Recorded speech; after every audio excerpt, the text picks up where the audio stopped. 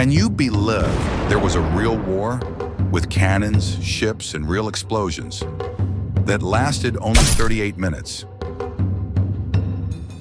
No, it wasn't fought over Wi-Fi passwords or toilet paper sales. It was a real war. It happened in 1896 between the mighty British Empire and a tiny Zanzibar. Welcome to Cool Past, where history isn't just a list of dates, but a series of ridiculous, fascinating, and surprisingly human stories. Let's rewind to 1896 on the island of Zanzibar, a small but strategic territory off the East African coast, now part of Tanzania. At the time, Zanzibar was technically independent, but in reality, the British were pulling the strings, like a very persistent landlord who says, "I'm not controlling you, I'm just guiding." The Sultan back then was Hamad bin Thawani, a guy the British liked mostly because he did whatever they told him to. But on August 25th, 1896, Hamad suddenly died. Still unclear why, maybe poison, stress, or just bad tea. And that's when things started going downhill faster than a royal chariot with no brakes. Within hours, Khalid bin Bargash, a cousin of the late Sultan, stormed the palace and declared himself ruler. New king, who dis? No consultation, no approval. Just boom, new boss in town. Now the British had a rule, again a rule they made up, that said any new sultan had to be approved by them. But Khalid wasn't feeling particularly cooperative.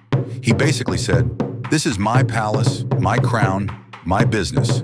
Stay out." The British response, "Oh, really?"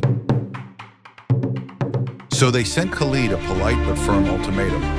Step down or else. Khalid said, nah.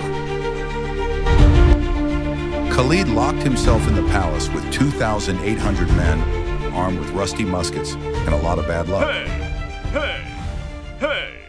He even rolled out the royal yacht Glasgow, Zanzibar's pride and joy on the water, now armed for war.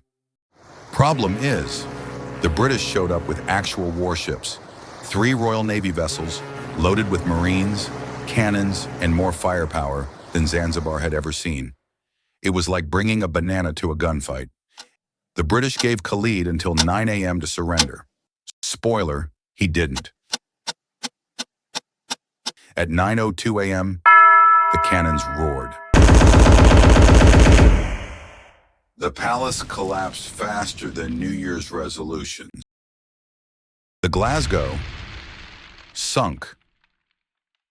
Khalid realized the vibes were not in his favor and sprinted to the German consulate for asylum. By 9:40 a.m., the fighting was over. That's 38 minutes, the shortest recorded war in human history. In 38 minutes, Zanzibar lost 500 men. The British, one guy twisted his ankle.